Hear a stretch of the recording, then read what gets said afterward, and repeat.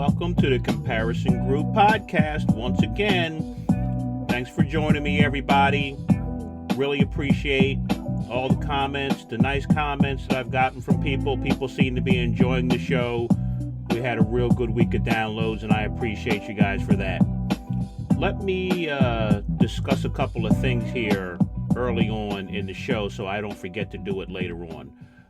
There's a couple of things I want to clear up. Number one, I don't want to get in trouble. Again, I'm not a professional broadcaster. I'm a guy who cleans toilets for a living. That's part of my charm. I'm not a politician or a pundit or someone who works in the media, and I don't want to get in trouble. I made a comment in a show about Bill Clinton enjoying my show and being a fan of my show. That's out of context if you didn't hear an earlier show that was entitled The High Horse Show. I did a show entitled The High Horse Show, and I'll be doggone if Bill Clinton didn't a week later at Biden's inauguration use the term high horse. Get off your high horse. And so I made a joke that Bill Clinton must have listened to my show and been a fan of my show. So let me clarify. I do not know that Bill Clinton is a fan of my show, but I do know that he stole the high horse line from me. All right, so to clarify that. And then also, I'm supposed to remind people that you can find the podcast on Apple Podcast, on Spotify, and please remember to like, subscribe, whatever it is you do on those platforms. All right, that's it. Let's start the show.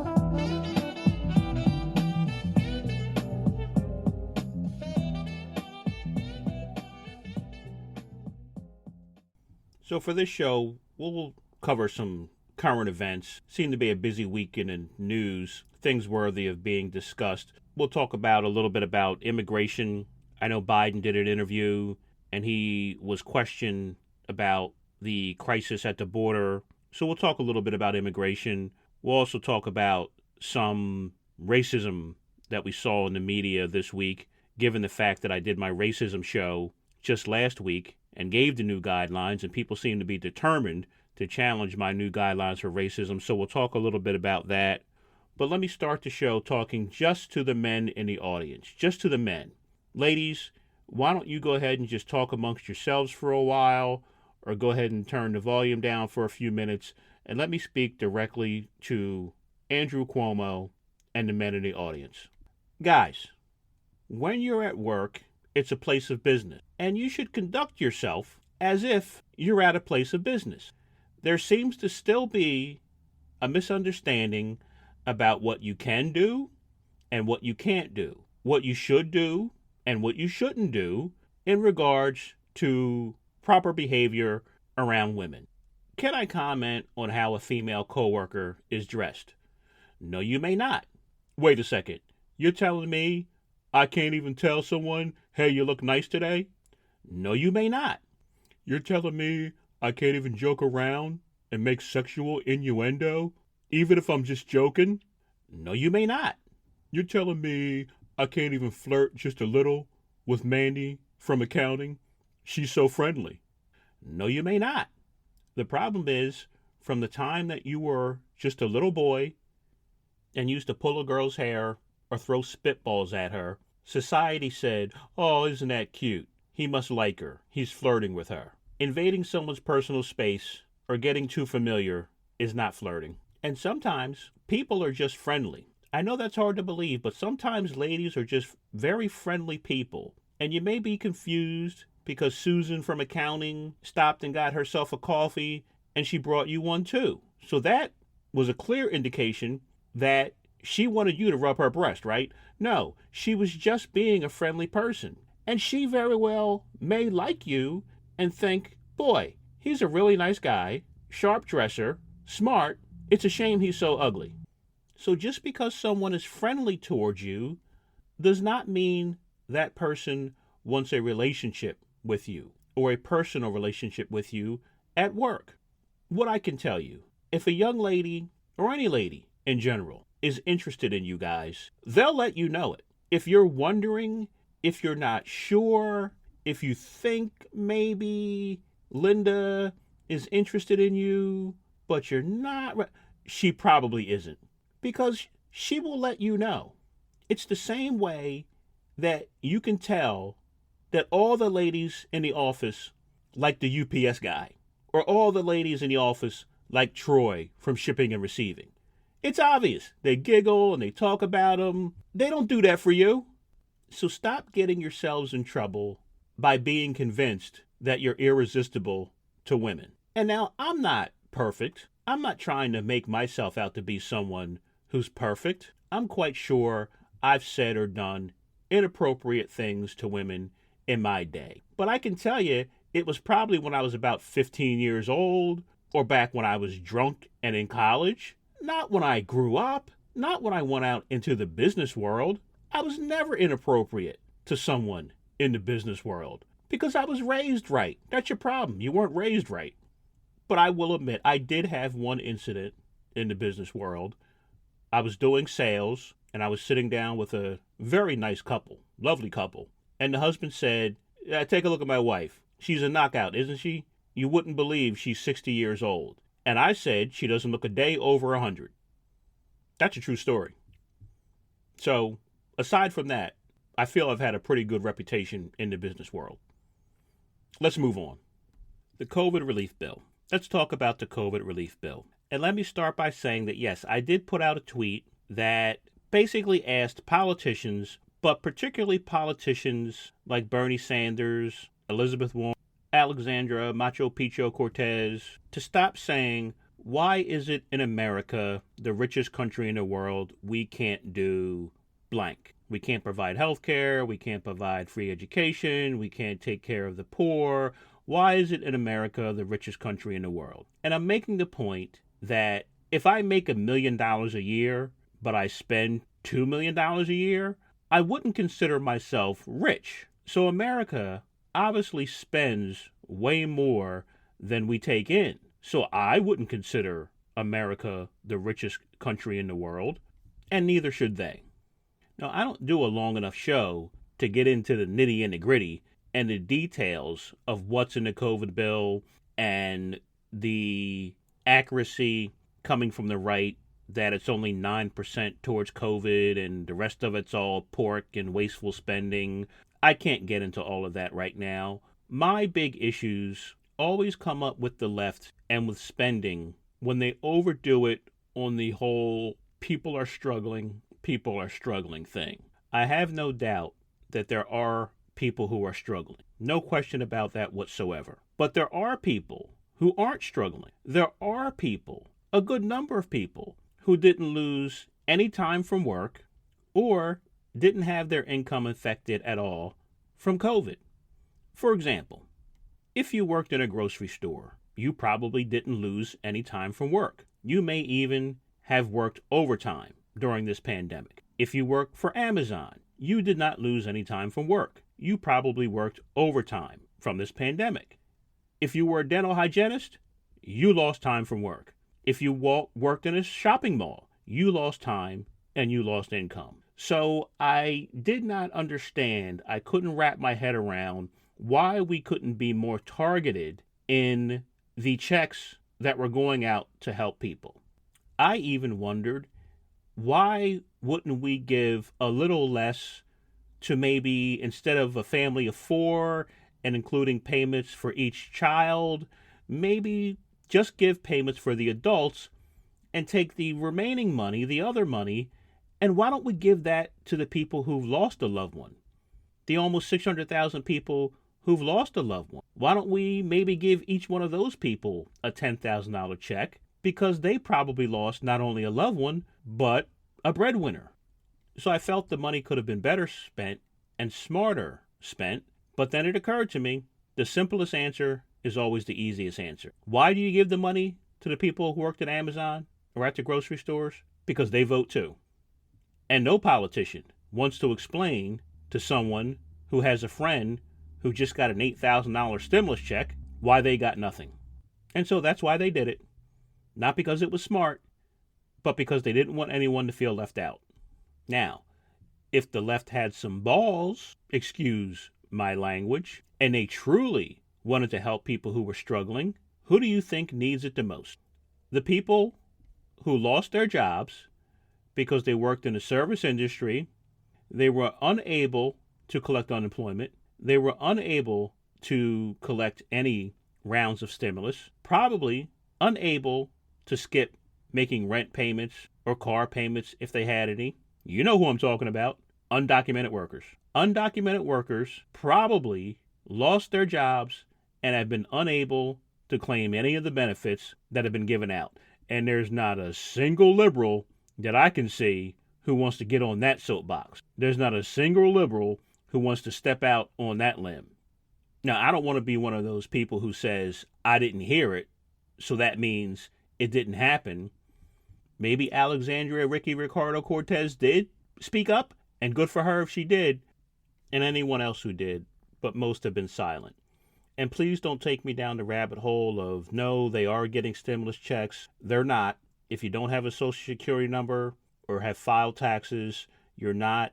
There's a gray area with some people who entered the country legally or got a work visa, and maybe they overstayed the visa. They would have the ability to receive a check, but not people who are in the country illegally. Another thing on the COVID relief bill, and again, I can't possibly know everything, so I do not know if there's anything in the bill that would be for educating the public, but boy, I sure would like to see more of that. I really would like to see money put towards a concerted effort to educate the public. Because if you listen to talk radio for 2 seconds, you recognize there are a lot of people, even after a year, who are still uneducated about COVID. I heard a woman from Texas call into a radio show and talk about how happy she was to be in a free and open state. She was calling a talk show host in New York, and she said, you guys have been shut down, your state has been closed, and you haven't seen better results than we have here in Texas, and we've been open. And the host tried to explain to her, yeah, we know, you're our problem. Let me try and explain it by asking this question. How is it that you can understand how the virus can pass from country to country, but you can't understand how the virus can move 2 feet? If a politician tells you we got to shut down that border because Mexicans are bringing in the coronavirus, you get that. If Donald Trump wanted praise for closing down travel from China to protect us and keep out the virus, you got that. How do you not understand the virus can move outside of Texas to New York? There are truckers who drive all across this country every day, including ones that go from New Jersey and New York to Texas. And they stop and they interact with people, and they stop and they have a meal at the restaurant or the diner that's now open at 100% capacity with no mask, and then they head on back to New York and to New Jersey and to Pennsylvania and to Virginia. So how is it that you don't understand how the virus moves around the country? We should be aware that there's been a couple of good studies that have said you have a low chance of getting the virus from surfaces. So the way you're going to get the virus, if you're going to get it, is from another person who has the virus. The problem is, much like a person from Staten Island, New York, you don't know it until they open their mouth. And in both cases, I would advise you to get as far away from that person as possible. How there could be people who still don't understand that you can get the virus from someone that has no symptoms, that you have no way of knowing has the virus, is beyond me. But that lack of education is what is allowing these governors to open up their states, no mask mandate, because it's safe. They're telling you it's safe. They're telling you, now get a load of this. Listen to me here. There are some Republican governors that are saying the evidence shows that it's safe to eat in restaurants. Why don't you explain to me what evidence that is? Because there is no research, there is no study that shows what it would be like to open restaurants at 100% capacity with no mask in the middle of a pandemic. Because we haven't had restaurants opened at 100% capacity with no mask in the middle of a pandemic. We have had restaurants open at 100% capacity with no mask at the start of the pandemic, and that's what led to us closing down the restaurants. So that's your evidence of how safe it is. But I'll go even one further. Why don't you take a guess at what occupation had the highest mortality rate in one of the deadliest states, California? It was line cooks. Line cooks in restaurants. For some people, that might come as a surprise, but for people who've worked in a restaurant, worked in a kitchen, it comes as no surprise. Because what you do for your 8, 10, 12-hour shift is stand there and scream in people's faces when you're a line cook. You're screaming at the person placing the orders. They're screaming back at you. You're screaming at the person who's standing just a couple of feet away from you for what you need. 86 to Clams Casino. The waiters and waitresses are across from you, screaming at you, and all probably with no mask because it's sweltering heat back behind that stove. The highest mortality rate, 60% increase, the study found. And it's safe to open restaurants? It's a shame. It's not even considered. It's not even talked about. The people who can't work from home, the people who have to work on site and have to work in close proximity. It's why you had so many cases and so many deaths at those meat packing plants. Remember that? I certainly hope that someone will speak up and at least ask the governor of Texas and the governor of Mississippi and any other state that wants to reopen 100% capacity with no mask, that they'll put some sort of protocol in place to protect those workers. Lastly, on the COVID relief bill, don't feel too comfortable, people on the left and Democrats, about the fact that the bill was popular, that the bill had majority support in polls, even amongst Republicans. Anyone will support getting a check. There are people on the left who seem to feel Republicans made a big mistake by not supporting and voting for this bill. The fact that not a single Republican in the Senate voted for the bill, Democrats feel was a big mistake on their part. Let me assure you, it was not, because their non-vote on this bill will be long forgotten in 2 weeks. You might have thought I was going to say by the midterm elections. No, in 2 weeks, it will be long forgotten. So don't get confused over Republicans doing what's right or what's smart and what helps them politically. Because what helps them politically, amongst those 74 million voters out there, that half the country that is still angry about the way the election went, is to oppose everything from the Biden administration the same way they felt the Democrats opposed everything that Donald Trump wanted to do. Doesn't matter if it's accurate, doesn't matter if it's right, doesn't matter if it's good or bad for the country. It's what they are hearing from their constituents that they are expected to do. And all you have to do is just listen to what the Republicans say as a reason for not supporting or voting for the bill. Well, it was just too much of a leftist, progressive, socialist bill. But what about giving the people the checks? People need help. No, I'm for that. I was for that. Well, what about the help for the small businesses and the struggling businesses? There's money for them. No, I'm for that. I'm for that. What about the money to safely reopen the schools? No, I'm for that. I'm for that. So in other words, what they're saying is there were things in the bill I liked, but there were things in the bill I didn't like, and so the Democrats weren't working with us. They weren't willing to compromise. Well, isn't that exactly what a compromise is? There were things in the bill you liked and things in the bill you didn't like. That doesn't make it a hyper-partisan bill. That makes it a bipartisan bill. What's the use? Let's move on to the racism in the news. Apparently, there were a couple of dust-ups in the news, one involving Sharon Osbourne and Piers Morgan on their shows. Now, I'm not going to spend a lot of time on this because I don't watch the shows. I really am not fully aware of exactly what happened, and it's gossip, and this is not a gossip show. You're not going to hear me gossiping.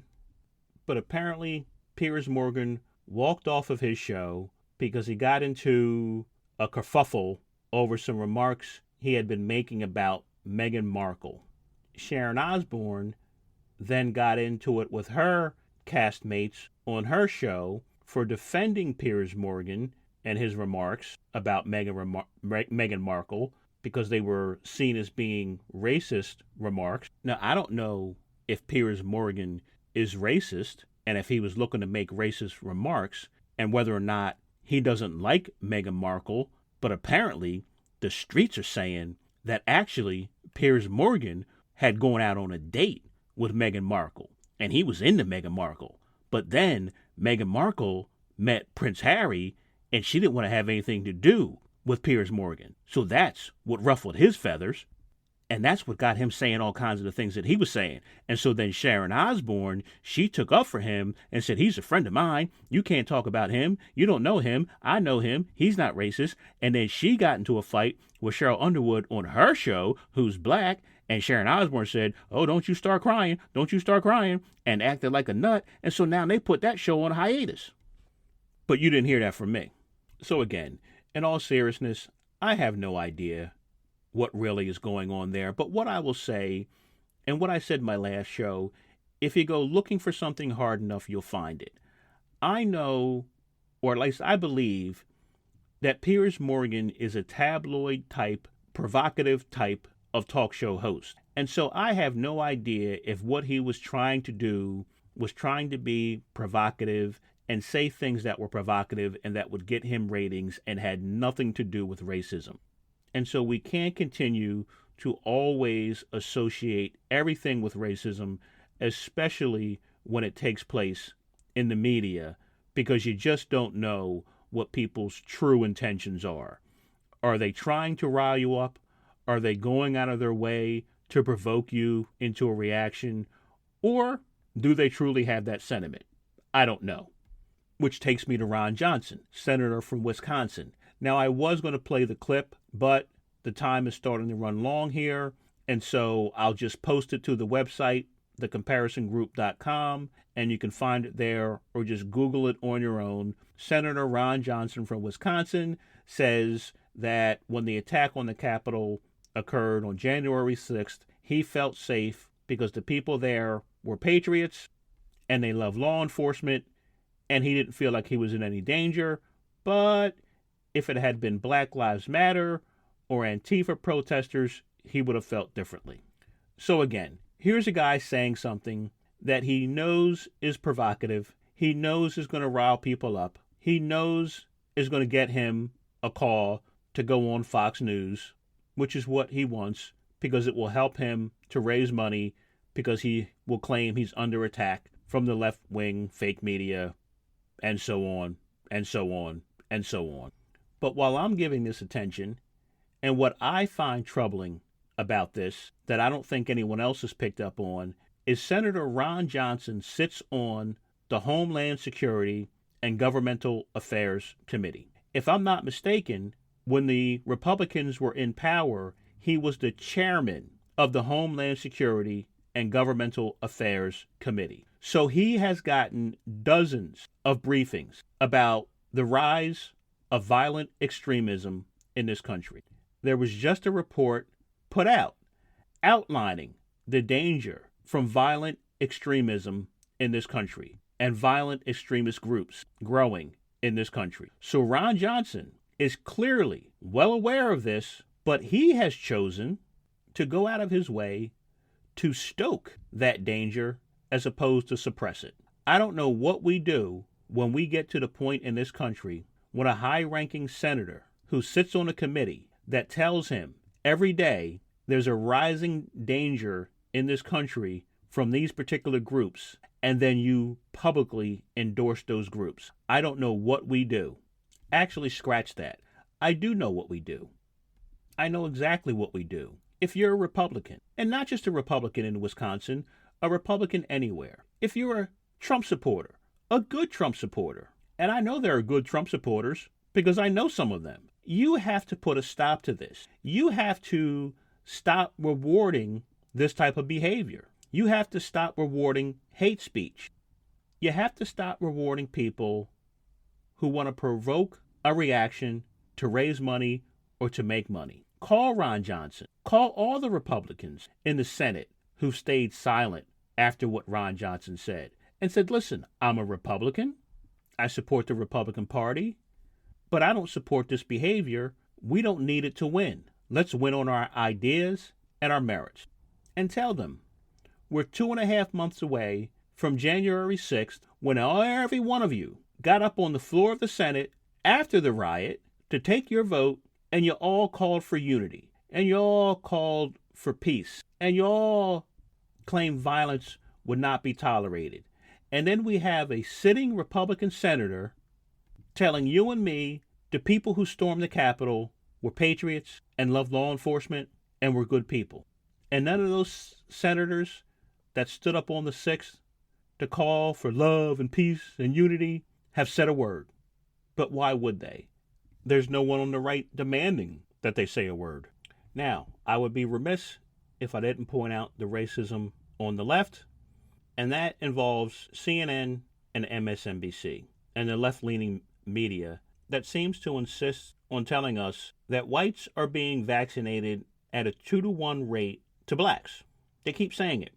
Whites are being vaccinated at a 2-to-1 rate to blacks. And they generally have a black politician or some black leader on to say this is unacceptable, and we have to make sure that people in the underserved communities are being vaccinated. That's all well and good. I'm just wondering why they don't ever really explain why whites are being vaccinated at a 2-to-1 rate to blacks. If the reason is that the vaccine isn't making it to these communities, that would be a reason I could understand, but I don't think that's what's going on or that's what they're saying. If black people are showing up to be vaccinated and they're being told, whoops, sorry, we just ran out, that would be something worthy of reporting on. In other words, I don't think there's any concerted effort to vaccinate more white people than black people. So to suggest or make it sound like that's what's going on, that's racism on the part of CNN and MSNBC. Because what I think might be going on is simply a matter of how people register. Because if you register for the vaccine, you would know it asks you your race, but you're not required to put it. It's optional. So what if white people are putting their race, but black people aren't? That would make it look like more white people than black people were getting the vaccine, because that's how it would show in the records. I got my vaccine. I didn't get any indication that someone was trying to determine my race and input that information to be used later. And I've been told I can easily pass for American. So what if it's just as simple as that? I'm not saying it is. I'm not saying it isn't. I'm saying it might be worth looking into, CNN and MSNBC, and instead of just making the statement, maybe back it up with the reasons for the statement. Let's wrap things up with immigration. Fox News has been hitting Joe Biden hard on the crisis at the border, saying Joe Biden has brought this on and he's responsible for what's going on because of his open border policy. Joe Biden pushes back by saying he has no open border policy, and in an interview with George Snuffleupagus says people should not come here. Nice try, Biden, but people are going to come here because it's not what you say, it's the perception that the United States of America is now more inviting to immigration. And there was someone months ago who said on their show, oh, I remember who it was. It was me. I said Joe Biden and the Democrats are going to have a major problem on immigration because they spent years hammering away at Donald Trump for being too harsh. So now what they will have to do is come in and go out of their way to seem not harsh, which is going to do nothing but incentivize people to come here. And of course, that's exactly what happened. Not going to pat myself on the back too much. Didn't take a genius to figure it out. And I've said it before many times, and I will continue to say it. Democrats really need to figure out their messaging on immigration. I heard an official from Biden's administration being interviewed on how they were going to handle this crisis at the border, and his answer was, we're going to handle it. That was the answer. We're going to handle it. He was pressed. How are you going to handle it? He said, we're going to handle it with compassion. Now, excusing the fact that that's not an answer, that's also the Democrats' problem. How do you not incentivize people to come to this country when you tell them if they come here, they'll be treated with compassion? Not saying I have the answer, just telling Democrats you can't have it both ways. Thanks for listening.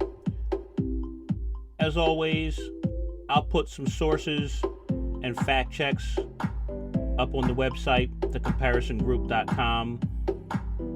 And you can follow me on Twitter at comparison_show. At comparison_show. And you can find the podcast just simply by Googling, actually, the Comparison Group Podcast. Or you can go to Apple, go to Spotify, subscribe to the show, rate the show, only if you're going to get it 5 stars. I'll take 4 under protest, but nothing less than that.